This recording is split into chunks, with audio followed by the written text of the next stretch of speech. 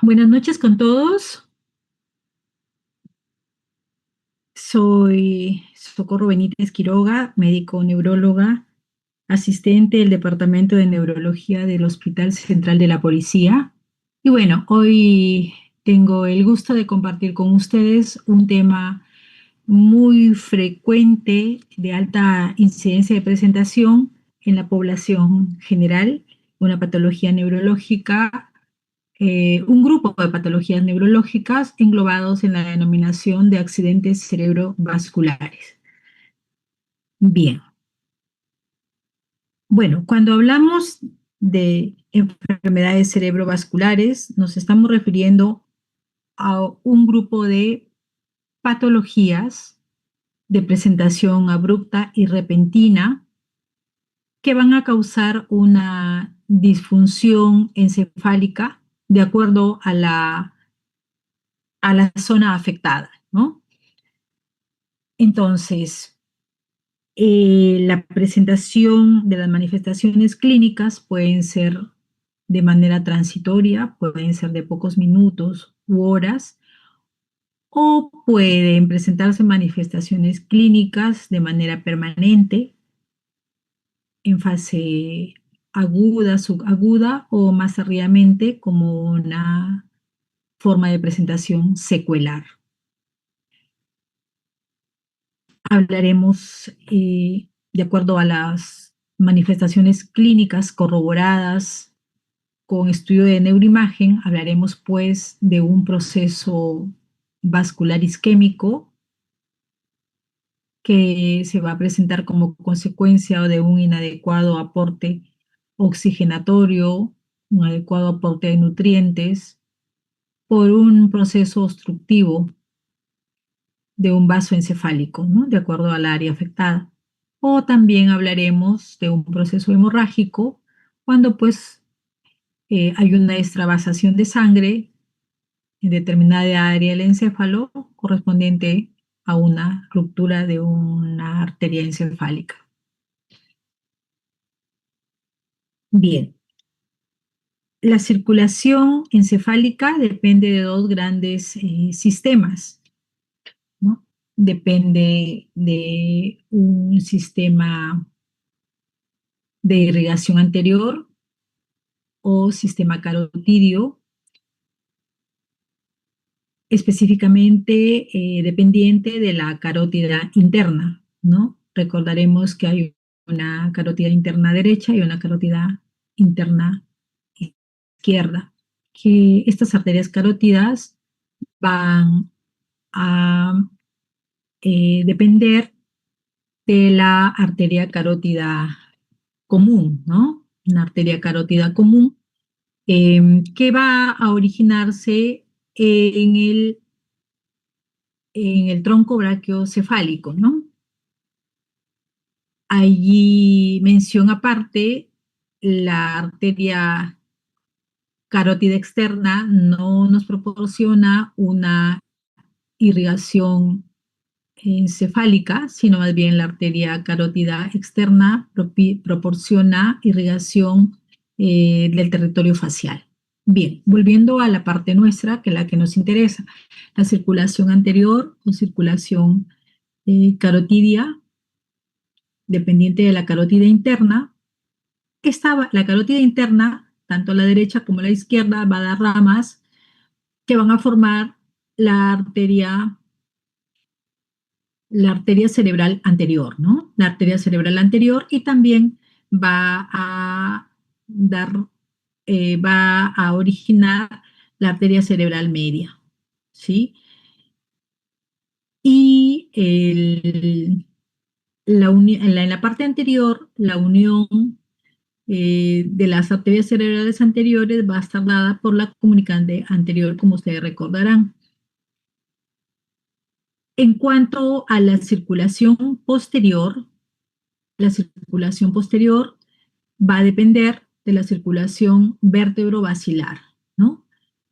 Las arterias vertebrales, pues, dependen de las arterias subclavias, ¿no? Estas son dependientes en el lado derecho, se originan a nivel del tronco brachiocefálico, y en el lado izquierdo directamente del, en el lado izquierdo directamente vamos a tener la irrigación que va a depender del arco aórtico de manera directa, ¿no?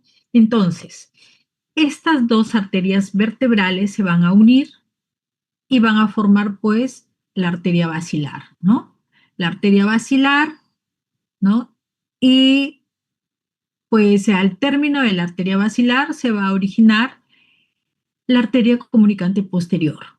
La unión de las arterias, de la arteria carótida interna con las arterias cerebral posterior va a estar dada por la arteria comunicante posterior. ¿Sí? Esto pues a cada lado del encéfalo, ¿no? Bien, entonces esta circulación posterior va a darnos la irrigación de la fosa posterior, ¿no? Del cerebelo, del bulbo protuberancia, de la protuberancia del mesencéfalo y también del lóbulo occipital, ¿no?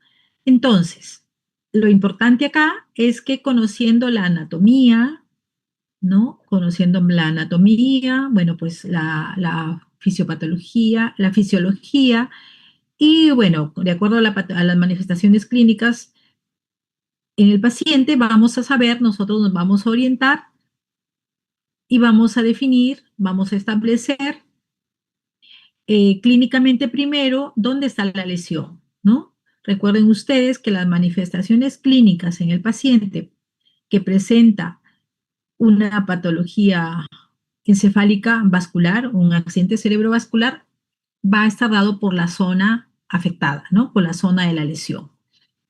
Bien, entonces,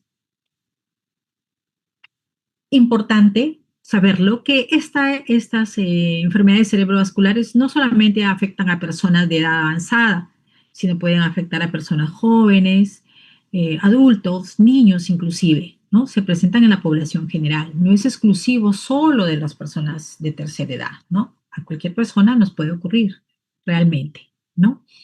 Hay que mencionar que las patologías vasculares de fosa posterior son las más aparatosas y las más discapacitantes, ¿sí? Igualmente, la hemorragia subaracnoidea también lleva a cuadros severos y a secuelas bastante, bueno, altamente significativas y discapacitantes en el paciente, ¿no?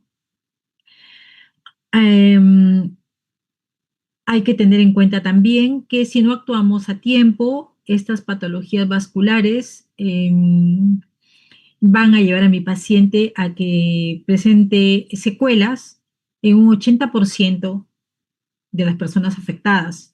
Solo el 20% de los pacientes va a recuperar la independencia funcional, pues está dado por se presenta en pacientes que tienen o que presentan patologías transitorias, ¿no? Los accidentes isquémicos transitorios, que por suerte digamos que el cuadro revierte rápidamente, o en aquellos pacientes que tienen una patología vascular de poca extensión, ¿no? Con territorios arteriales pequeños, afectados, territorios pequeños, ¿no? Bien, pero bueno, eh, ¿qué factores están involucrados en la génesis de las enfermedades cerebrovasculares? Tenemos los factores de riesgo modificables y los no modificables. Dentro de los modificables, principalmente ciertas condiciones médicas, a la cabeza, la hipertensión arterial, diabetes mellitus, cardiopatías, dislipidemias, llámese eh, asociados a la disminución de HDL o al incremento de LDL. Recordarán ustedes que los valores normales pues, de HDL, el HDL, ¿por qué lo mencionamos bastante nosotros en estas patologías vasculares? Porque pues actúa como un factor protector para que no se presenten las enfermedades cerebrovasculares. Está demostrado que personas que presentan HDL con una disminución significativa que va en valores menores en valores menores de 40 miligramos por decilitro, van a tener mayor riesgo de presentar enfermedades cerebrovasculares. No así las personas que tienen un HDL ideal mayor de 60 miligramos por decilitro, ¿no? Porque pues el HDL va a recoger el colesterol, ¿sí? De los vasos sanguíneos y lo va a llevar de vuelta, ¿no? De retorno hacia el hígado para su posterior eliminación, ¿no? Mientras que personas, ¿no? Que tienen un LDL, una lipoproteína de baja densidad elevada, ¿sí? Mayor de 100 miligramos por decilitro. Recuerden ustedes que estos valores deben estar siempre en rangos menores a 100 miligramos por decilitro, pero si estos valores se elevan por diferentes motivos, llámese una dieta alta en grasas saturadas, sobrepeso, sedentarismo, bueno, también hay factores genéticos que pueden elevar estos valores de LDL, pues el paciente va a tener más riesgo de presentar accidente cerebrovascular, ¿no? Bien, bueno, bueno, ya mencionábamos las cardiopatías también, que pacientes que tienen patologías cardíacas, por ejemplo, los pacientes, las personas que tienen fibrilación auricular, tienen más propensión a hacer una enfermedad cerebrovascular, ¿no? Bueno, alteraciones modificables asociadas a comportamientos. Ya sabemos que el tabaquismo, el abuso de alcohol, nos va a propiciar mayor riesgo de estas enfermedades cerebrovasculares. Ya mencionábamos el sedentarismo también como uno de los principales factores de riesgo modificables, ¿no? Es básico el ejercicio en toda persona, ¿no? Así sea que tiene contextura delgada o que tiene, y sobre todo mayormente en las personas que tienen sobrepeso, ¿no? Bien, aquí también es importante mencionar, bueno, no está ahí en la diapositiva, pero los diferentes, hay estudios, diferentes estudios que asocian digamos así, la mala higiene de sueño, el hecho de dormir poco, se ha demostrado a la fecha que las personas que duermen menos de 8 horas tienen mayor riesgo de presentar enfermedades cerebrovasculares.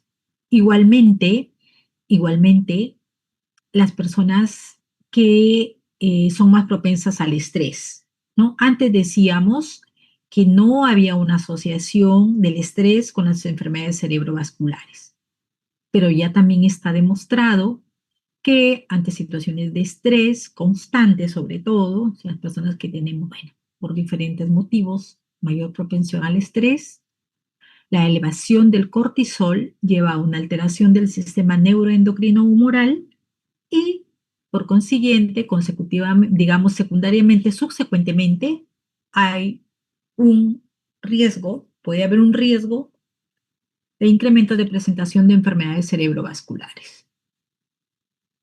Ya mencionábamos pues el tema de las dislipidemias, ¿no? Una dieta, aquí la dieta es básica, ¿no? La dieta es básica, ¿sí? Personas, aquí debemos mencionar que uno de los pilares importantes que tenemos que mencionar a todo paciente que ya le ocurrió una enfermedad cerebrovascular o a aquellas personas que no les ha ocurrido una enfermedad cerebrovascular es el tema de la dieta.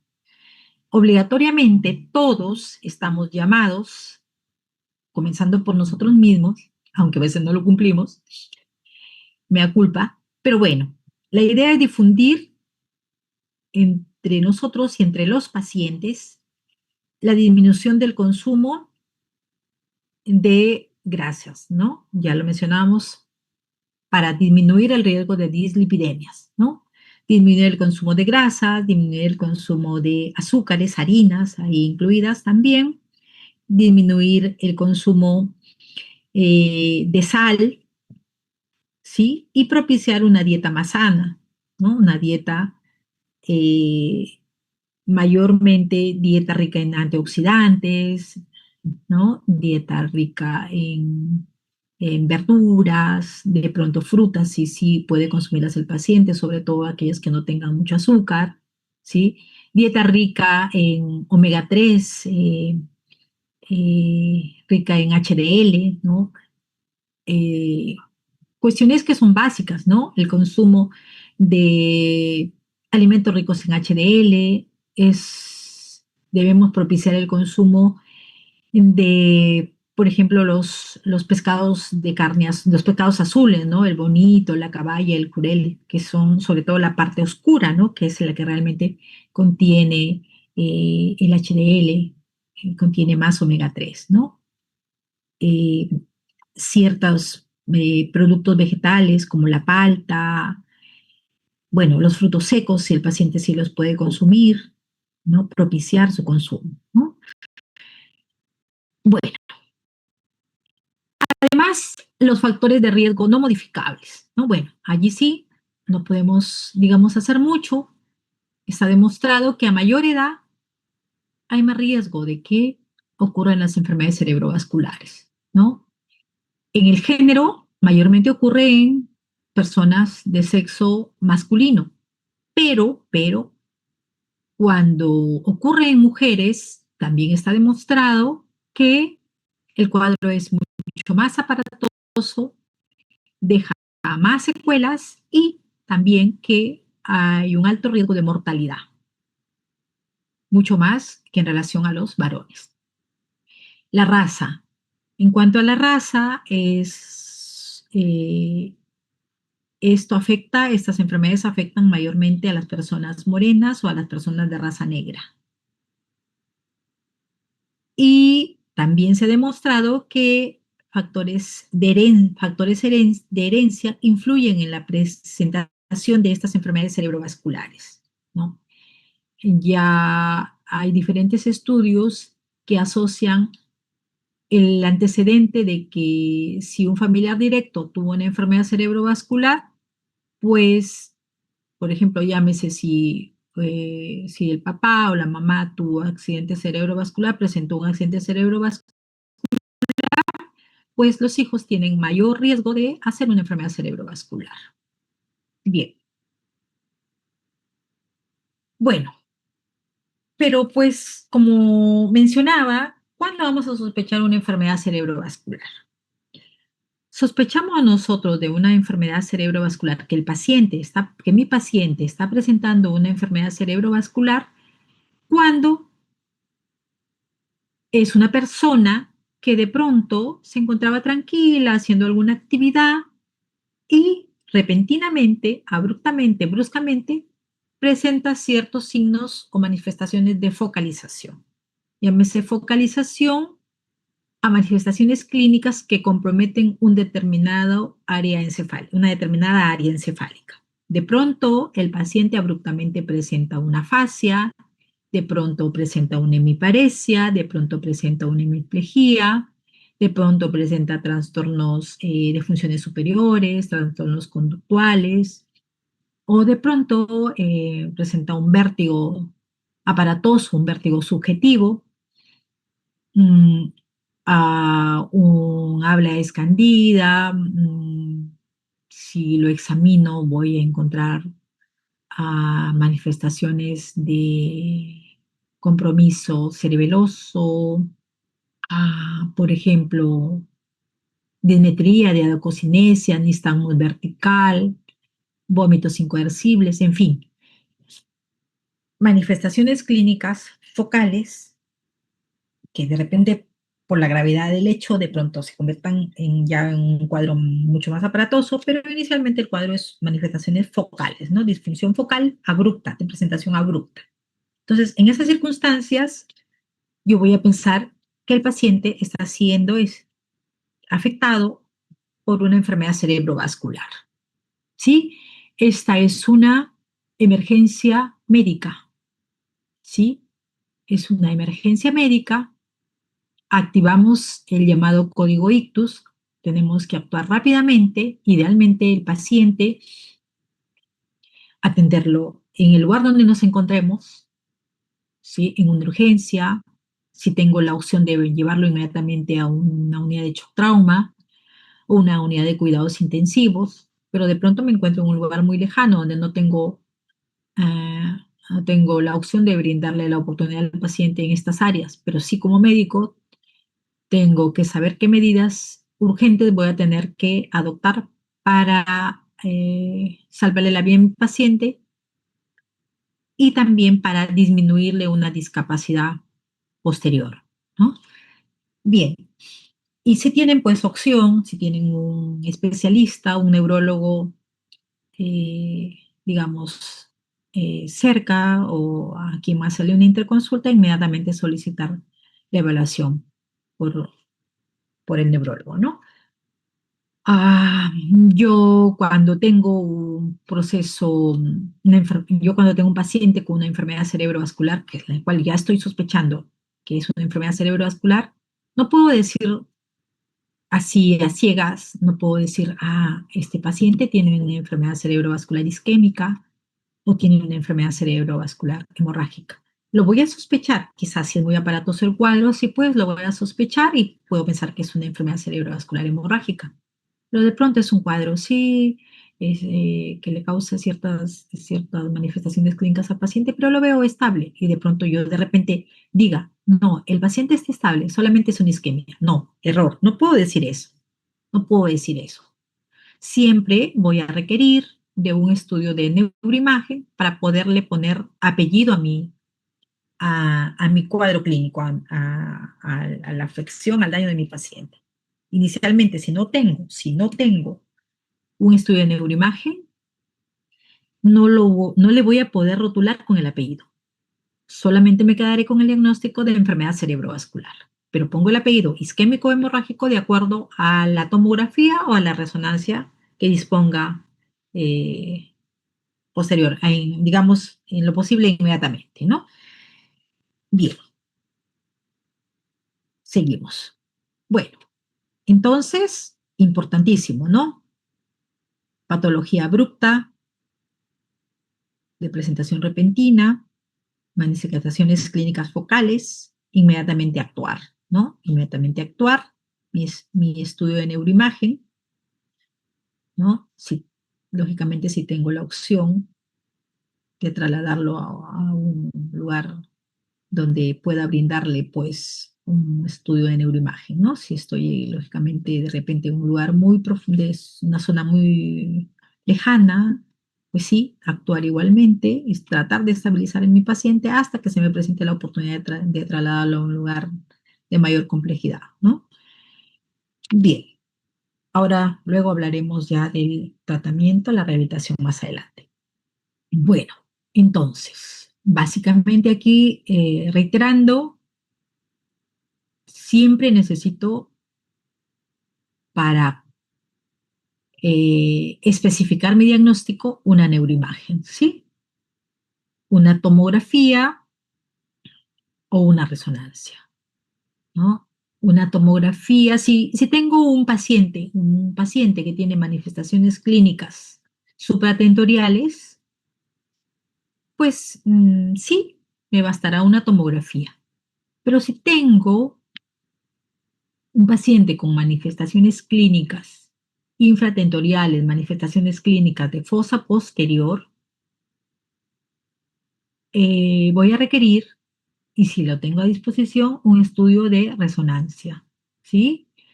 Allí, sí, en fosa posterior, si tengo, por ejemplo, un paciente que abruptamente presenta, a ver, manifestaciones clínicas, no sé, se me ocurre de nervios craneanos, o manifestaciones clínicas que me lleven a pensar en un daño a nivel cerebeloso, ángulo punto cerebeloso, ¿sí? Fosa posterior, tronco encefálico, cerebelo.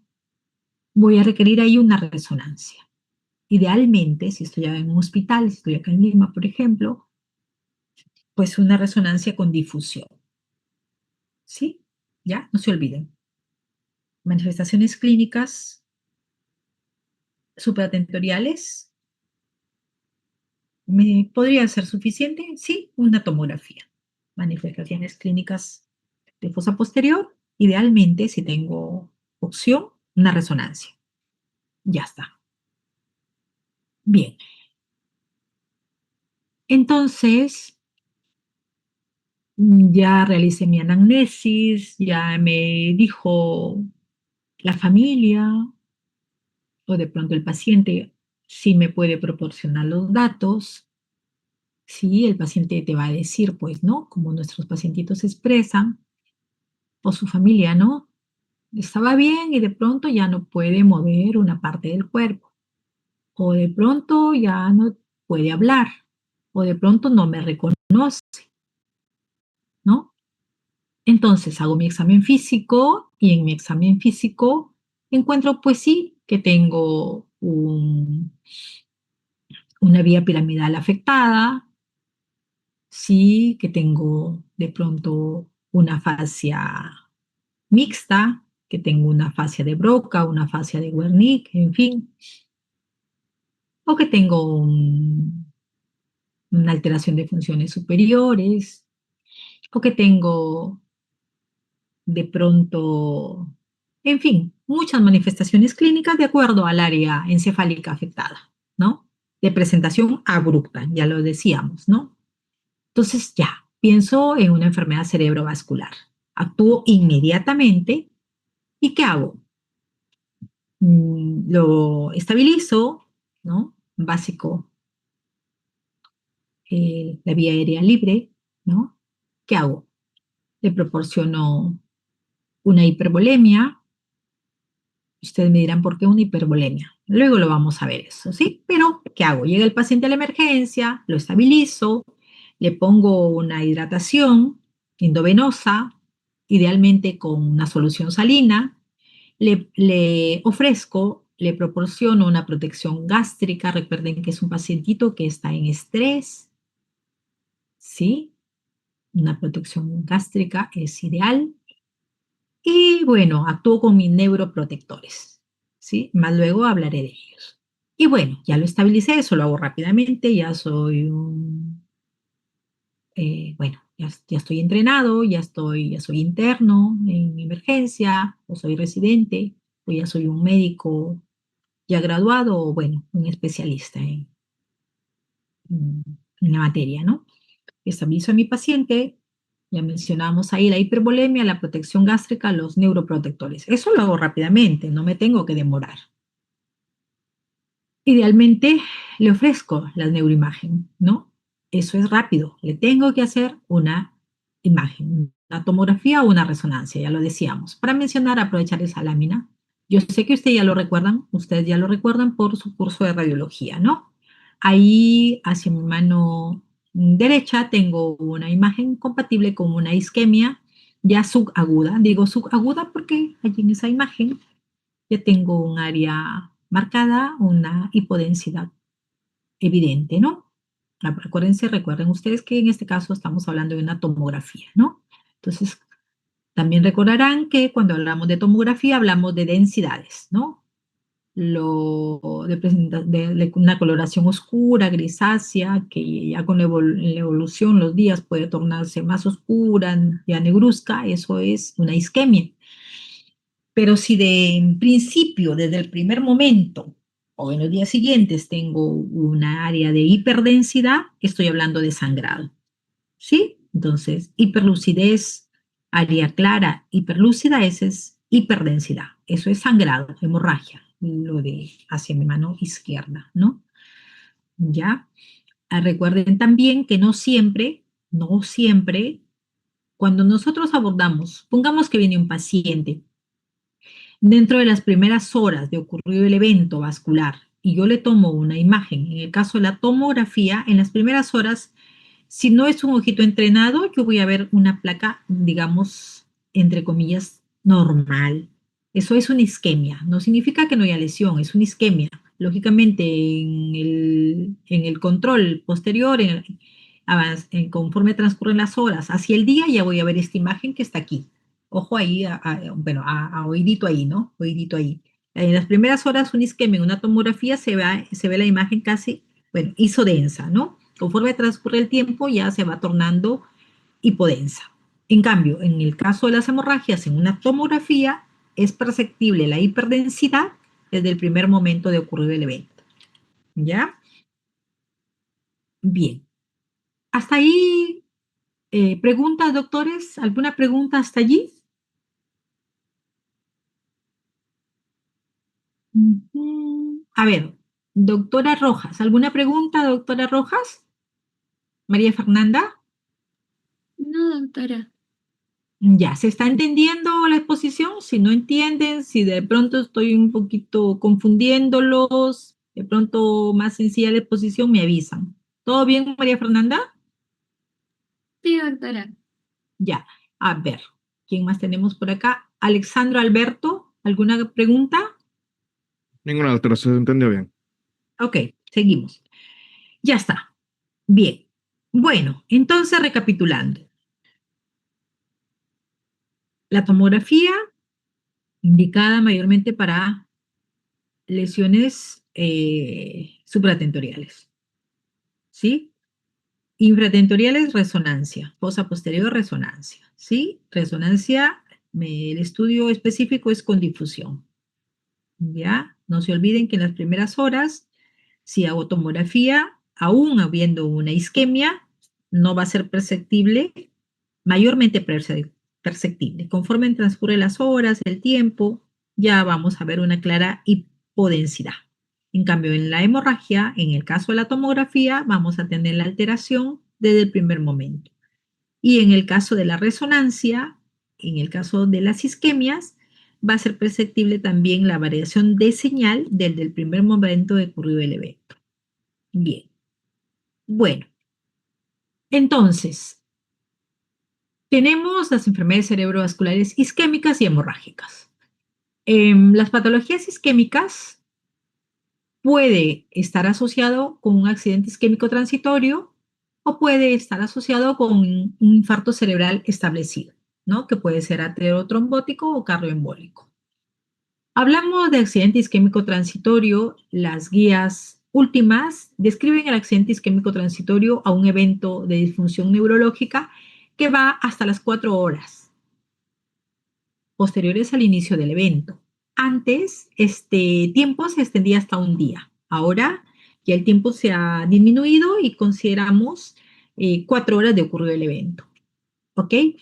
Bien, en la isquemia cerebral establecida, pues sí, ya es un paciente que tiene manifestaciones clínicas sostenidas. Ya no desaparece el cuadro, no desaparece rápidamente el cuadro. Es más, muchas veces, bueno, no es que muchas veces, sino va a dejarle cierta disfunción neurológica, a veces severa, a veces moderada o a veces muy leve manifestaciones clínicas en el tiempo. Y bueno, sí tenemos los cuadros aparatosos donde el paciente queda marcadamente secuelado. Sí, ya lo vamos a ver posteriormente con la escala, las escalas para medir estas secuelas. Bien, y en el tema del sangrado, pues puede haber un daño intraparenquimal o puede haber un daño de alteración meningia, ¿sí? Un daño de las cubiertas, básicamente una hemorragia es específicamente relacionada con la hemorragia subaracnoidea. Ok, seguimos. Bien, nuevamente allí, ahí tenemos una isquemia, ya una isquemia encefálica, ustedes pueden ver ahí lo que les decía, ¿no? Una isquemia, eso ya es de días de evolución, ya estamos en una fase subaguda o crónica. ¿Sí? Ahí tenemos ya una marcada hipodensidad. Ya no es como las imágenes anteriores, era grisáceo, sí, pero no era tan marcado la hipodensidad. Ahí ya tenemos ya una placa que va hacia la cronicidad, ¿no? Y posterior formación de malasia, ¿no? Ahí hacia mi izquierda. Y hacia la derecha ya hablábamos, desde el primer momento puede evidenciarse el área de hiperdensidad, el sangrado encefálico. Bien, entonces, mayormente los cuadros están asociados con patologías isquémicas. ¿Sí? Los procesos hemorrágicos se presentan felizmente en menos porcentaje. ¿Ok? Las patologías isquémicas transitorias son menos frecuentes, hasta en 15% de los casos. Los infartos establecidos, las isquemias establecidas, hasta un 70% de casos. Y los menos frecuentes, pero mucho más aparatosos, el HSA, la hemorragia subaracnoidea. Bien, Bueno, ya decíamos, más frecuente la hemorragia, perdón, la enfermedad cerebrovascular isquémica, hasta en 80% de los casos. Ujú. Y bueno, dada su alta frecuencia de presentación, pues es la mayor causa también de discapacidad, ¿no? Pero realmente, ¿qué ocurre en una enfermedad cerebrovascular isquémica? El flujo sanguíneo cerebral normal va entre 50 a 60 mililitros por 100 gramos por minuto de tejido cerebral, ¿no? Por 100 gramos de tejido cerebral en un minuto. Cuando este flujo sanguíneo comienza a disminuir por una abrupta interrupción del aporte oxigenatorio, ¿sí? Donde pues va a ocurrir un desbalance, un desequilibrio entre el aporte y los requerimientos de oxígeno y va a llevar a una disfunción focal del tejido afectado.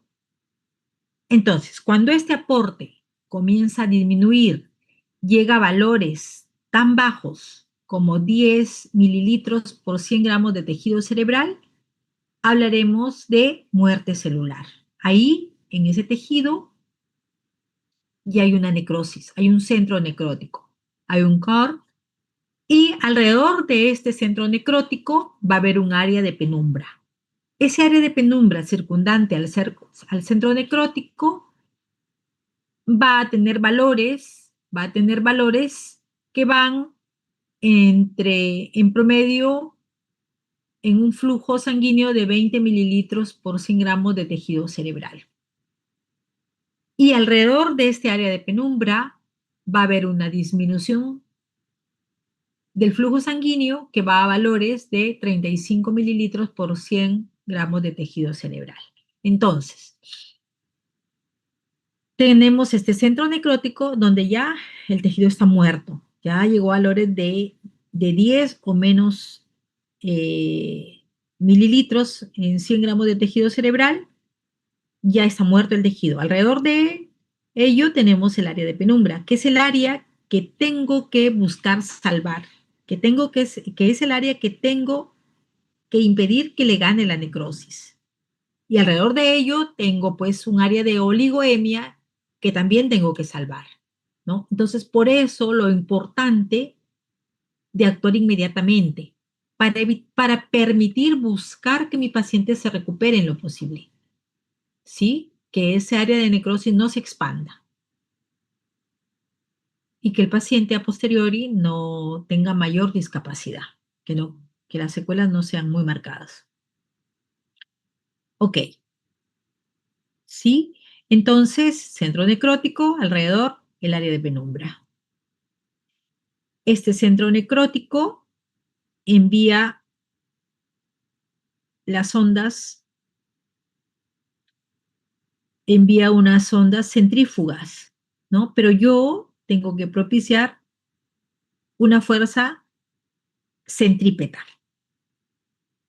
Sí, entonces, bueno, ahí para adelantarme y aprovechar esta lámina, ya lo vamos a ver luego en el tratamiento. ¿Qué hago? ¿Recuerdan ustedes al inicio, en una de las láminas de inicio, que mencionaba que debo, al sospechar en mi paciente que está siendo afectado por una enfermedad cerebrovascular, debo propiciar una hipervolemia? Aquí está la explicación de por qué tengo que propiciar una hipervolemia. Tengo que impedir con fuerzas externas, y por ello ahí la hipervolemia, tengo que impedir que ese centro necrótico se expanda. Por eso al paciente tenemos que darle una hidratación, una hiperhidratación. Ya luego lo voy a explicar en el tratamiento, pero ese es el fundamento fisiopatológico de por qué llevamos al paciente a una hipervolemia. Y ojo que si el paciente, bueno, oído y ojito, que si el paciente está con valores de hipertensión, si la presión arterial media no es mayor de 180 sobre 110 milímetros de mercurio, yo no debo propiciar una baja abrupta de la presión tampoco, justamente teniendo como fundamento la fisiopatología de la isquemia encefálica. Ajá, ahí solamente para resumir lo anteriormente dicho, con valores de 10 mililitros del flujo sanguíneo cerebral, pues ya tengo una necrosis. Si este flujo va en promedio en 20 mililitros, ya tengo allí alrededor del centro necrótico un área de penumbra. Y si el flujo es entre 30 a 40 mililitros, pues estoy en una situación de oligoemia, ¿no? El flujo sanguíneo encefálico ideal es de más de 50 mililitros por 100 gramos de tejido cerebral. Bueno, pero ¿qué ocurre cuando este flujo sanguíneo cerebral disminuye? Las reservas energéticas bajan, hay una disfunción de la bomba sodio-potasio. Ya mencionábamos que el paciente tiende a la acidosis, ¿no? Por ello la importancia también, al inicio también le decía, necesitamos darle una protección gástrica adecuada al paciente, ¿no? Ya es un paciente que por la misma fisiopatología del proceso está con tendencia a la acidosis, ¿no? Va a haber una despolarización de la membrana, ocurre la liberación del glutamato, mayor apertura de los canales de calcio, activación del NMDA y del AMPA, hay un aumento del calcio intracelular, hay un estrés oxidativo, un aumento del óxido nítrico, ¿sí? Y todo ello lleva a una muerte celular, que ya lo decíamos, ocurre en el centro necrótico, ¿no? Entonces, yo también sé que tengo que buscar en mi paciente la causa del proceso isquémico. ¿Por qué ocurrió? ¿Qué factores llevaron? Ya mencionábamos los factores de riesgo, pero en sí en la fisiopatología mismo tenemos que ver si es un paciente que está presentando una enfermedad cerebrovascular isquémica asociada a una trombosis, una aterotrombosis o un evento cardioembólico. De ahí la importancia de los estudios complementarios, ¿no? Todo paciente que presenta una enfermedad cerebrovascular, debo definir la causa, debo definir por qué ocurrió. Idealmente, debo realizarle los estudios de Doppler, ¿no? Un Doppler carotidio, un Doppler vertebral, para ver si hay procesos de ateromatosis, para ver si hay placas ateroescleróticas. Idealmente ahí también, si tengo la opción de hacerle una angiotomografía que me ayude a definir estos procesos, sería ideal. Debo tener el apoyo del cardiólogo también para ver si hay algún proceso a nivel cardíaco que haya sido la causa o esté descompensando a mi paciente. Si por allí el paciente tiene de pronto una arritmia cardíaca, si tiene una fibrilación auricular, ¿sí? O si el paciente tiene una alteración eh,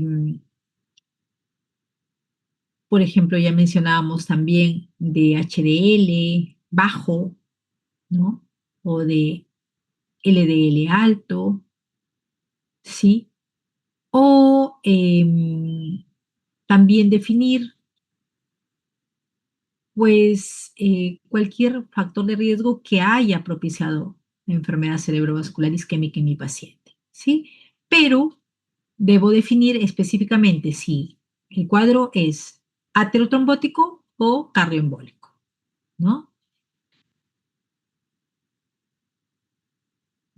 ¿Y por qué? También lo anterior, porque de ello va a depender si yo puedo antiagregar en mi paciente, si requiero una anticoagulación, de pronto si está dentro de las primeras horas de ocurrido el evento, le voy a ofrecer una fibrinolisis. Entonces son las diferentes alternativas de tratamiento le puedo brindar al paciente con ACV isquémico, ¿no? Con ictus. Nuestro actuar inmediato, reiterando aquí, está destinado a defender la zona de penumbra. Está destinado a evitar que se expanda el centro necrótico y también a prevenir las secuelas en el paciente, ¿no? Así como también nuestro actuar a posteriori está destinado a evitar la ocurrencia de un futuro, un nuevo evento vascular. Llámese la prevención secundaria, que ya luego también lo explicaré. Bien, recuerdan ustedes que les decía, ¿no? Que cuando hacemos una tomografía, en las primeras horas, muchas veces yo lo voy a ver la placa aparentemente normal, ¿no? Un ojito, lógicamente, todavía no muy bien entrenado, voy a ver una placa isodensa, ¿no? Pero si lo miramos ya con más precisión, hay cambios mínimos en el estudio tomográfico que se van a ver en la patología isquémica, ¿sí? Mencionamos aquí, a ver, ¿qué tenemos? Tenemos a nivel de la arteria cerebral media, esta arteria cerebral media se va a tornar hiperdensa si lógicamente la lesión está en esta zona. Tenemos también que puede haber una hipodensidad en los núcleos de la base, ¿sí? Aquí lo marcamos, una hipodensidad en los núcleos de la base.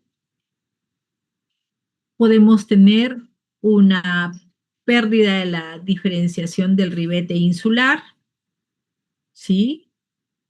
Podemos tener una hipodensidad en la corteza cerebral, aquí marcado con el número 4. Podemos tener también una pérdida de los surcos encefálicos, ¿no? En este caso, cuando hay un edema sobre todo, un efecto de masa, ¿no? Se pierden los surcos, se borran, hay un borramiento de los surcos. Entonces, esos son cambios incipientes que los podemos ver desde el inicio del cuadro clínico. Lógicamente, ya hacia el día de ocurrido ya vamos a tener pues una marcada hipodensidad, como ya mencionábamos, que va a ser muy perceptible, ¿sí? En isquemia, ojo, en isquemia. Bien, lo mismo ahí, arteria cerebral media hiperdensa, ¿sí? Bueno, si esta es el área afectada, con un ojito bien entrenado, sí, pues se puede percibir desde el primer momento casi, ¿no? Bueno, ya mencionábamos el borramiento de los núcleos de la base, la pérdida del ribete insular, y bueno, ya muy perceptibles, generalmente hacia el día de ocurrido el evento, la hipodensidad. Ya, a ver, aquí tenemos hacia mi izquierda una hipodensidad asociada a una isquemia encefálica, pero como pueden ver ustedes en el tiempo, esta hipodensidad, ¿sí? Acá hacia mi derecha, ustedes van a ver ya lo que les decía, ¿no? Acá lo vemos de una tonalidad, de una coloración grisácea, ¿no? Una hipodensidad. Pero conforme transcurre el tiempo, esa zona afectada se va tornando más oscura, más hipodensa, ¿sí? Y hay una retracción ahí ventricular, compensatoria a esta zona de encefalomalacia, que es el área bastante hipodensa que evidenciamos aquí. ¿Sí? Esa es la evolución. Hacia ello va la isquemia, en este caso, este territorio. Miren acá, no lo diferenciaban muy bien. Conforme transcurre el tiempo, ya se forma la encefalomalacia y bueno, pues ahí lo podemos apreciar en esta imagen, ¿no? Bien, ya hablábamos que la resonancia magnética, muy importante sobre todo en las patologías de fosa posterior. Si tenemos opción de hacerla en las primeras horas, la tenemos a la mano, pues sí, nos sirve totalmente. Desde el primer momento también ahí se observan los cambios de señal, ¿no? Ya está. Y bueno, decíamos que el estudio específico en patologías vasculares es la difusión para isquemia encefálica, ¿sí? Porque nos va a identificar regiones isquémicas desde el primer momento de ocurrir el evento. Permite detectar zonas de isquemia reversibles y zonas con alto riesgo de hemorragia posterior a tratamiento con trombolisis. Ya, luego hablaremos de la trombolisis. La sensibilidad y especificidad de este estudio con difusión es alto, ¿no? 95 a 100% en cuanto a la especificidad y también llega a 100% en cuanto a la sensibilidad. Muy bien. Bueno, ya hablábamos de que las manifestaciones clínicas en el paciente van a depender del área cerebral afectada. No es lo mismo que yo tenga una afección, un daño a nivel del sistema vertebrovascular, de la circulación posterior, a que tenga manifestaciones clínicas por daño del sistema anterior, del sistema carotídeo, ¿no? Carotidio dependiente de la carótida interna. No se olviden de eso. Muy bien, entonces, a ver. Bueno, ahí tenemos manifestaciones clínicas que van a estar asociadas a alteración de la arteria cerebral anterior, ¿no? Puedo tener un paciente con una hemiplegia contralateral, puedo tener un paciente con manifestación de funciones superiores, con alteración de funciones superiores, un paciente abúlico, un paciente de pronto con una abrupta alteración del comportamiento, de la conducta. Puedo tener también un paciente afásico, ¿sí? En fin, una variedad de manifestaciones clínicas que pueden indicarme una lesión a nivel de la arteria cerebral anterior. ¿Ok? Bien, puedo tener un paciente con manifestaciones de alteración de la arteria cerebral media. De pronto el paciente tiene una fascia mixta, ¿sí? De pronto el paciente tiene una hemiparesia contralateral o tiene una negligencia espacial, llámese negligencia, la incapacidad de atender, de responder o de orientarse hacia un determinado estímulo en el lado opuesto a una lesión encefálica, ¿sí? A eso denominamos negligencia. O de pronto mi paciente tiene manifestaciones de fosa posterior. Llámese que lo examino. Bueno, pues el paciente viene porque de pronto la familia me dice que está hablando mal. Yo lo escucho y sí, pues tiene un habla cerebelosa, no tiene un habla escandida. De pronto lo examino y tiene un nistagmus vertical. Ojo, a oído. El nistagmus vertical es el nistagmus que específicamente nos orienta hacia una patología central. El nistagmus horizontal nos orienta hacia una patología periférica, ¿ya?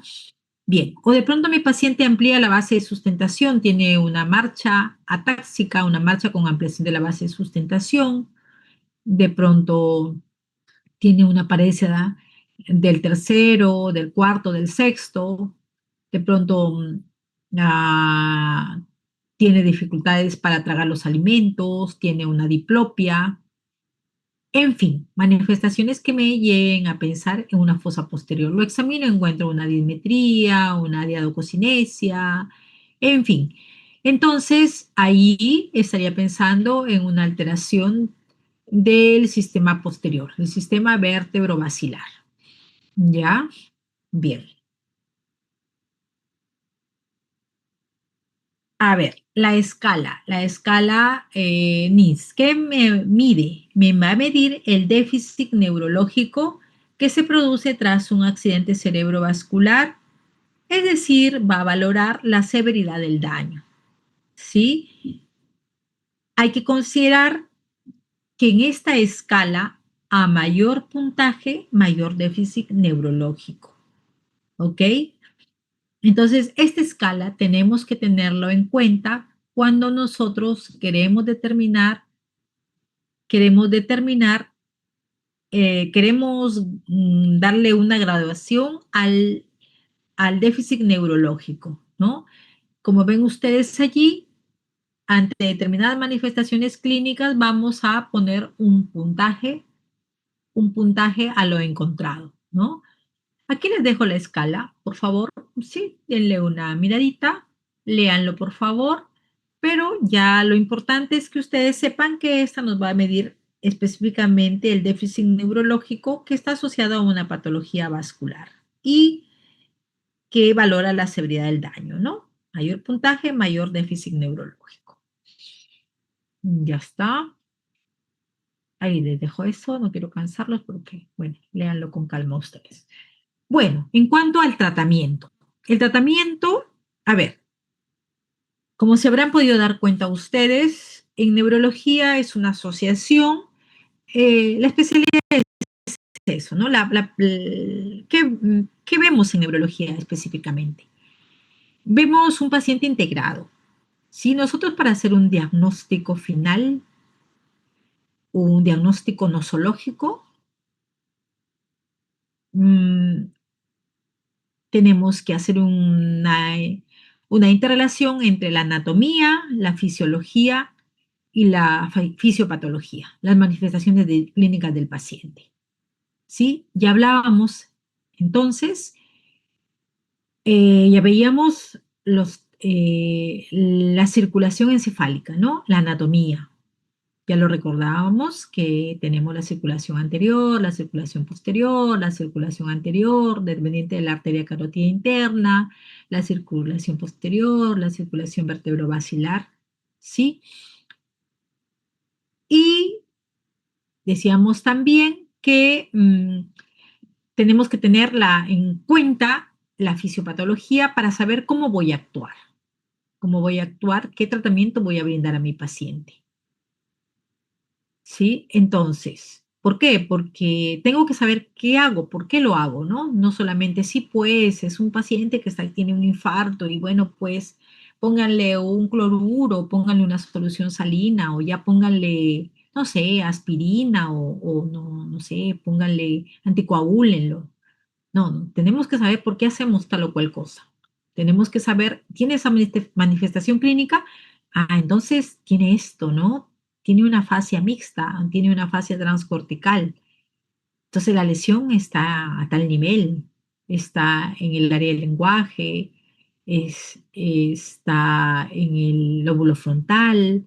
De pronto, si mi paciente tiene una hemianoxia homónima o de pronto tiene una hemianoxia temporal, yo ya tengo que estar orientado hacia dónde está la lesión, ¿no? O si de pronto mi paciente tiene una visión tubular, la lesión estará en el lóbulo occipital, ¿no? Entonces tengo que saber específicamente qué áreas del cerebro, qué lóbulos cerebrales cumplen determinada función, porque al afectarse determinada área encefálica, voy a tener las manifestaciones clínicas de mi paciente, en mi paciente. Y tengo que saber, pues, si el paciente tiene una fascia mixta, qué arteria está afectada. También tengo que saber si el paciente tiene, ah, ya hablaba, una visión tubular, qué arteria está afectada, ¿no? Entonces, ¿por qué? Porque también va a depender de mi diagnóstico, hago mi diagnóstico y de ello va a depender el tratamiento que le dé mi paciente. Y tengo que saber qué ocurre, ¿no? Aquí, en esta lámina. Ya decíamos que fisiopatológicamente está ocurriendo una necrosis. un infarto establecido, ¿no? Estamos hablando de un infarto establecido. Recuerden que el accidente isquémico transitorio tiene la suerte, el paciente, digamos así, que en pocas horas, en poco tiempo, se va a recuperar y no hay este proceso. En el accidente isquémico transitorio no ocurre esto. Esto ocurre en la isquemia establecida. Entonces, tengo que saber qué está ocurriendo, que tengo un centro necrótico que tengo que salvar, que tengo que evitar que se expanda, que tengo que evitar que comprometa el área de penumbra. Entonces, tengo que restablecer el flujo sanguíneo cerebral, ¿sí? Y ahí está la explicación de la hipervolemia, ¿sí? Y ahí está la explicación de que cuando llega el paciente, lo abordo y ya sospecho que es un accidente cerebrovascular, tengo que darle alto volumen de solución salina, ¿sí? Para hacerle contra a la expansión de este centro necrótico. Idealmente debemos darle al paciente un goteo rápido, en promedio 50 gotas, 50 gotas por minuto. ¿Ya? No se olviden ustedes. ¿Ya? Y no, en base a esta misma fisiopatología, debo evitar bajar abruptamente la presión arterial. La presión arterial, vuelvo a repetir, la PAN no debe ser menor de 180 sobre 110 milímetros de mercurio. En la fase aguda, ojo, en la fase aguda del proceso. Lógicamente, pasando las 48 horas de ocurrido el evento, yo ya tengo que comenzar a regular la presión. Si la presión arterial media va más de estos valores, sí tengo que ya ir insertando tratamiento antihipertensivo para bajar lentamente la presión, pero idealmente no debo disminuirle a valores promedio de 180 sobre 110. ¿Ya? ¿Por qué? Porque debo evitar que se expanda el centro necrótico. ¿Ya? Debo proteger mi área de penumbra. Ujú. Entonces, punto uno, propiciarle hipervolemia a mi paciente. Alto goteo. Ujú. Sobre todo en la fase hiperaguda, aguda. Y progresivamente ya comienzo a regular los valores que, que debo considerar para todo paciente, ¿no? Pero en la fase hiperaguda, aguda, llevar a propiciar la hipervolemia, mantener la presión arterial alta. Bien, ya. Ahí está, ya lo decíamos ello, el área de penumbra salvarla. Ah, ya, la ventana terapéutica. La ventana terapéutica en los procesos vasculares es de 4 horas. A la fecha se acepta hasta 6 horas. ¿De acuerdo? Debo actuar a mi paciente.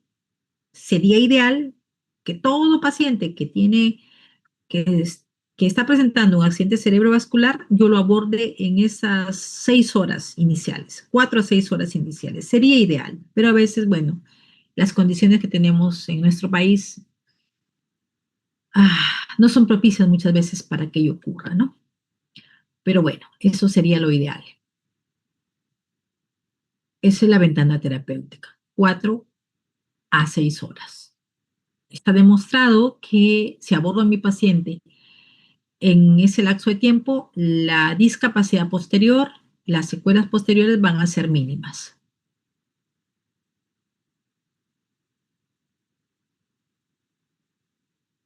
Listo. Ya lo decíamos también que es una emergencia neurológica, ¿no? Una emergencia médica. Ya lo decíamos ello. Lograr una mejora de la perfusión cerebral en el área de hipoperfusión y oligoemia en riesgo de necrosis. Goteo alto, ¿sí? 40 a 50 gotas por minuto. No usar soluciones glucosadas. Si usamos soluciones glucosadas, ya decíamos que es un paciente que está con tendencia a la acidosis también, ¿no? Entonces le daríamos un sustrato con la glucosa para ir hacia una acidosis, ¿no? Y bueno, la trombolisis. Si tenemos la opción de brindarle al paciente una trombolisis, que idealmente debe ser hecha en las primeras horas, se acepta la fecha hasta 6 horas, de ocurrir el evento y si el paciente reúne criterios de inclusión para que se realice una trombolisis, porque oído ahí, ojo ahí, no todo paciente que presenta una enfermedad cerebrovascular se le realiza trombolisis. Hay criterios de inclusión para realizar una trombolisis, ¿sí? Se realiza con factor tisular activado recombinante y la finalidad está destinada a la recanalización del tronco arterial obstruido. ¿Ya? Eso es lo que me va a propiciar, voy a propiciar en mi paciente con la trombolisis. ¿Cómo se realiza? Se realiza por vía endovenosa, ¿sí? Factor tisular activador recombinante a dosis de 0.9 miligramos por kilogramo, dosis máxima de 90 miligramos, y se debe administrar el 10% de la dosis en bolo y el resto en una infusión en 60 minutos. ¿Sí? Entonces, 10% en bolo y el 90% restante en una hora. ¿Sí? Por Bolutrol.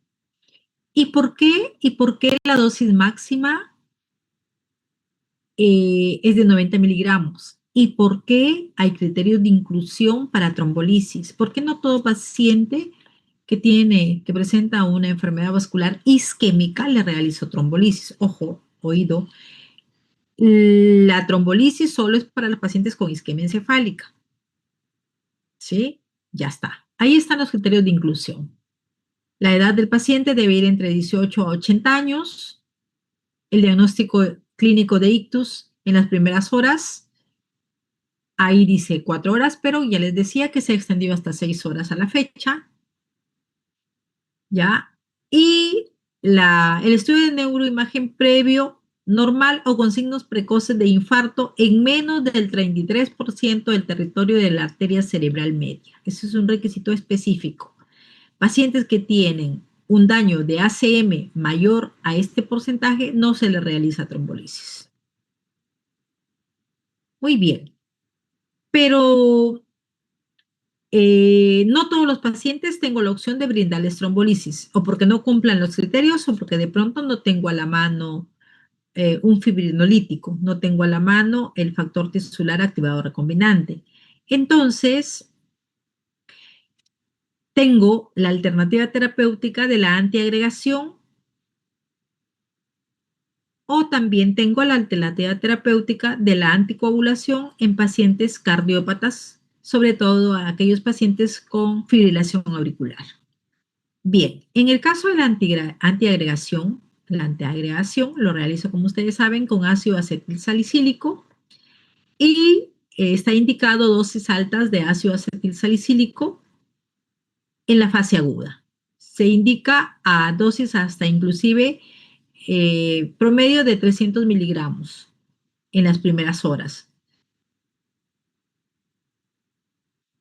Ahora, puedo también proporcionar a mi paciente clopidogrel. ¿Sí? Lo antiagrego al paciente con ácido acetilsalicílico o con clopidogrel. Hay escuelas que dan una terapia dual para antiagregación. Le proporcionan al paciente ácido acetilsalicílico y clopidogrel. Pero está demostrado que esto no produce un efecto mayormente benéfico, estadísticamente significativo con relación a que se use solamente uno de los antiagregantes. Más bien puede llevar a un riesgo de sangrado, una transformación hemorrágica. Igualmente, acá si les mencioné que en la trombolisis, el riesgo mayor de una trombolisis es que esta isquemia se convierta en una hemorragia. Por eso los criterios de inclusión están totalmente definidos. Son específicos, ¿no? Específicos para un paciente a quien se le vaya a realizar. ¿Ya? El riesgo mayor es la conversión hemorrágica y el desenlace fatal en el paciente. Ya. Y en la antiagregación también. Debo ser cauto, debo ser muy cauto en lo que uso, ¿no? Una persona muy cauta con el uso de los antiagregantes, porque hay una alta tasa de ocurrencia de transformaciones hemorrágicas, sobre todo en terapia dual. Así que si tenemos Un paciente con ACV isquémico. A ver, con la experiencia les puedo decir que podemos antiagregarlo con ASA o con clopidogrel. Sí, idealmente yo, por ejemplo, no uso una terapia doble, ¿no? No, no. La respuesta, la efectividad es igual como que con que use un solo antiagregante. Hay que cuidarnos mucho del sangrado, pues, ¿no? Y esta terapia de antiagregación debo combinarla, acá falta, acá hay una que no la veo acá, ya. Pero bueno, debo complementar con la terapia con el uso de las estatinas, ¿sí? Una protección del endotelio vascular, ¿no? Entonces, yo voy a usar estatinas inicialmente en fase aguda, voy a usar estatinas en dosis altas. En el inicio debo usar estatinas, llámese atorvastatina, que tenemos en el mercado peruano, o rosuvastatina también, a dosis altas, a 80 miligramos día. Puedo bajarlo ya en la fase subaguda, dosis de 40 miligramos, mantenerlo en la fase, en el primer mes de ocurrido el evento, y ya hacia el segundo mes de ocurrido el evento voy a mantener una terapia,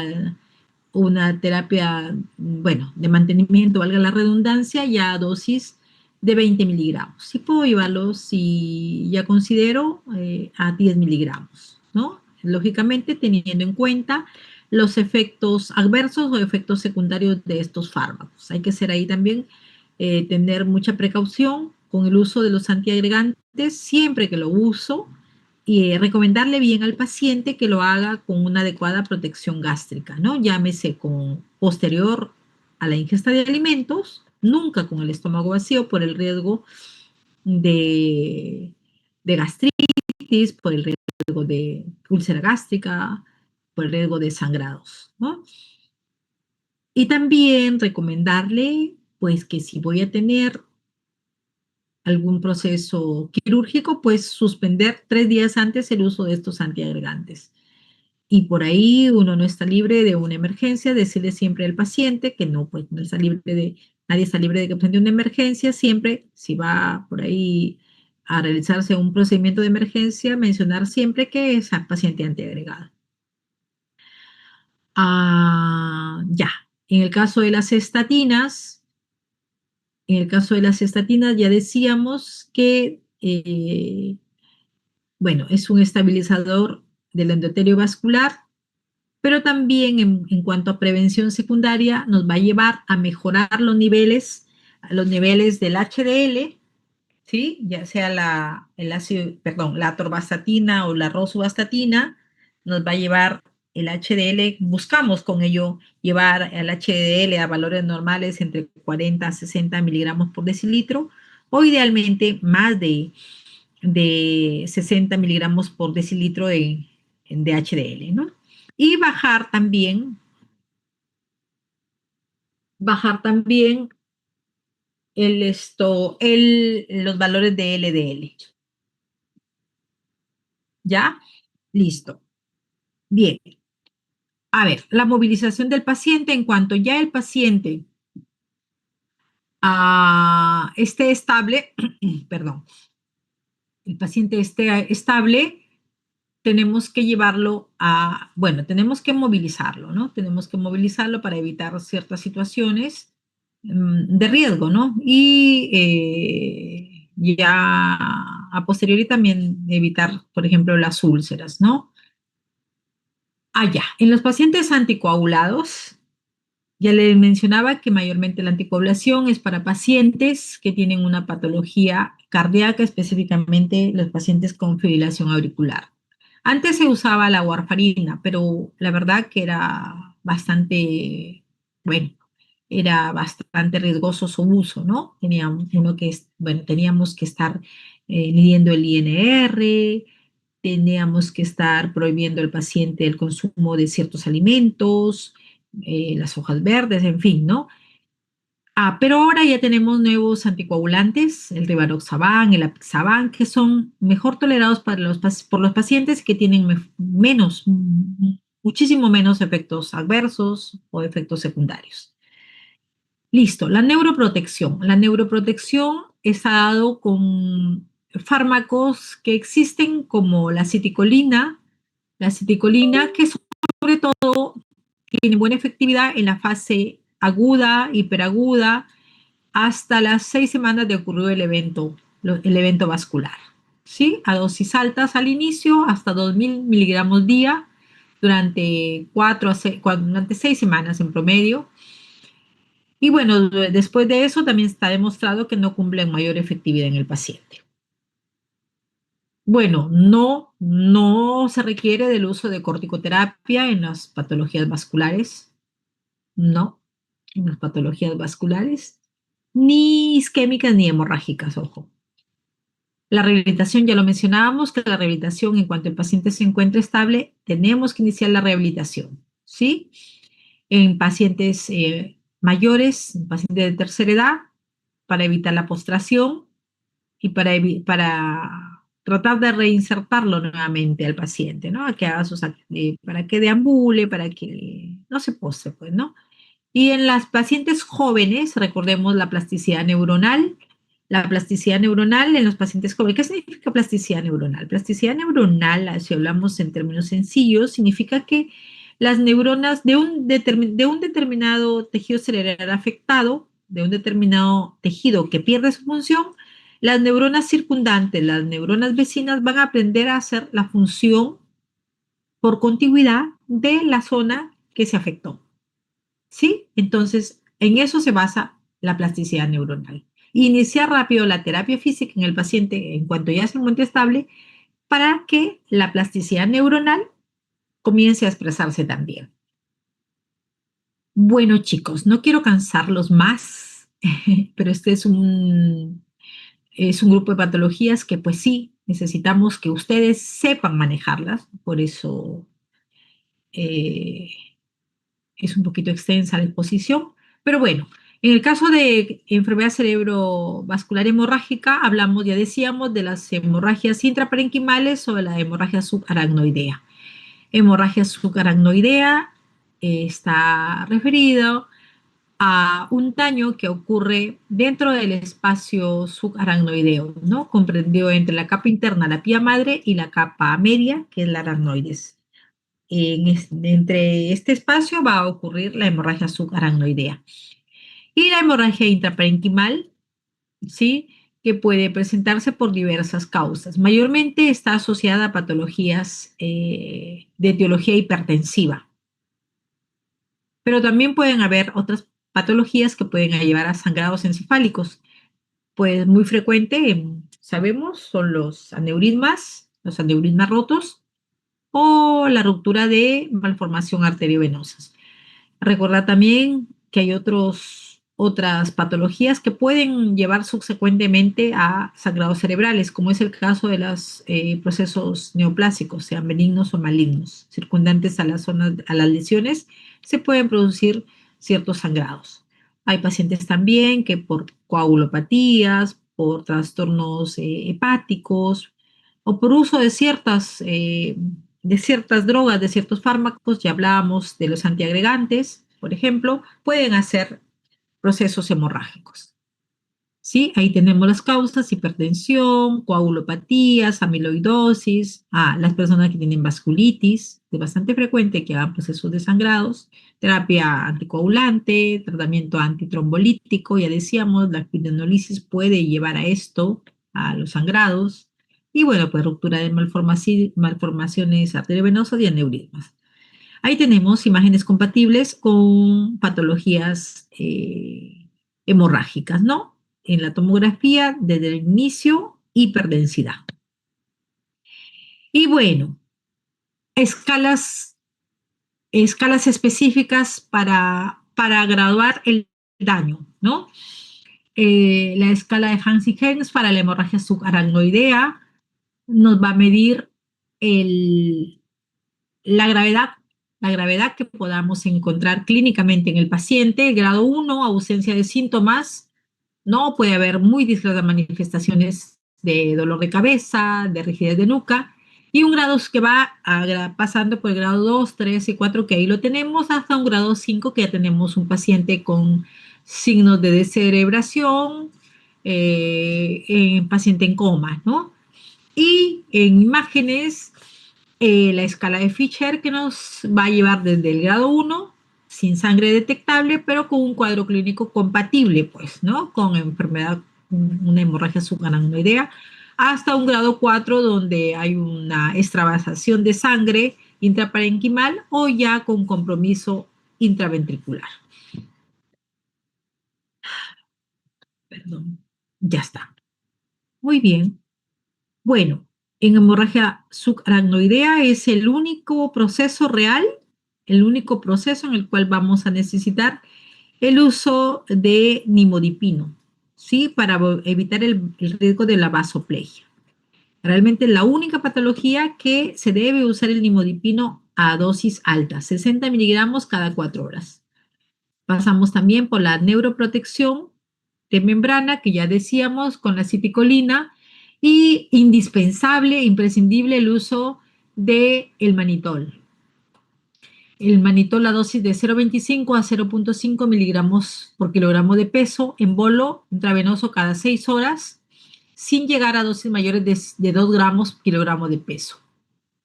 Ojo que el manitol no le podemos dar por tantos días al paciente. Generalmente al tercer día comenzamos a hacer descenso en dosis del manitol. Las horas las mantenemos, pero comenzamos a hacer descenso en dosis. ¿A qué me refiero con descenso en dosis? Supongamos que al inicio le doy 100, estoy administrando al paciente en total a dosis de 2 gramos kilogramo de peso. Sí, tengo, a ver, supongamos que le voy a administrar eh, 80 miligramos y miligramos, ¿ya? Pero conforme transcurre el tiempo voy disminuyendo la dosis. No disminuyo, no hago un acorte de la administración en tiempo, sino en dosis, ¿ya? Bien. Bueno, en el caso de hemorragias, de sangrados encefálicos, yo tengo que estar atento si este sangrado se expande más y, y de pronto tenga que realizarse un tratamiento quirúrgico, apoyarnos con los neurocirujanos para el abordaje quirúrgico en el paciente. Ya hay criterios para que el paciente pueda ser candidato a cirugía. Cuando la hemorragia es de fosa posterior, cuando comienza a haber una compresión del tronco encefálico, cuando veo que mi paciente, que su lesión es fácil de abordar y con la cirugía que le pueda realizar va a tener una mejor evolución, un buen pronóstico. Si hay hemorragias cerebelosas mayores de 3 mililitros, 3 centímetros, con un franco deterioro neurológico, cuando el paciente comienza a hacer hidrocefalia, también es candidato a cirugía. Y también en pacientes jóvenes con una hemorragia lobar extensa que produzca un deterioro neurológico, debo descomprimir con una craniotomía, debo llevar a que ese sangrado pues sea evacuado y así de esta manera tenga una mejor evolución mi paciente. Bien, globalmente las enfermedades cerebrovasculares pues pueden presentar, mi paciente puede presentar complicaciones. ¿Sí? Puede hacer un edema cerebral, una hipertensión endocraniana. Eso en algunos casos es impredecible, por eso siempre tengo que estar atento con mi paciente. Puede presentar el paciente una hidrocefalia, por ejemplo, no solamente las patologías hemorrágicas, sino también, por ejemplo, si mi paciente tiene un infarto maligno, llamamos infarto maligno a un infarto de gran extensión y el paciente puede hacer una hidrocefalia. Mi paciente puede presentar convulsiones. Acuérdense que tiene ahí el paciente un proceso irritativo que puede comenzar, puede ser un gatillo para que el paciente presente crisis convulsivas. Complicaciones no neurológicas, se presenta, ¿sí? La broncoaspiración, se presentan a posteriori en el tiempo, si no movilizo adecuadamente mi paciente, las úlceras de presión, el paciente puede hacer procesos infecciosos, procesos respiratorios, procesos urinarios. Bueno, las embolias pulmonares, no estamos exentos de que el paciente pueda presentar ello, la trombosis venosa. En fin, una variedad de complicaciones que mi paciente podría presentar, ¿no? Bien, chicos, si no tienen, o bueno, si tuvieran alguna pregunta, por favor. Muchas gracias. ¿Alguna pregunta? Bueno, entonces de esta clase para el examen, vamos a proporcionar preguntas.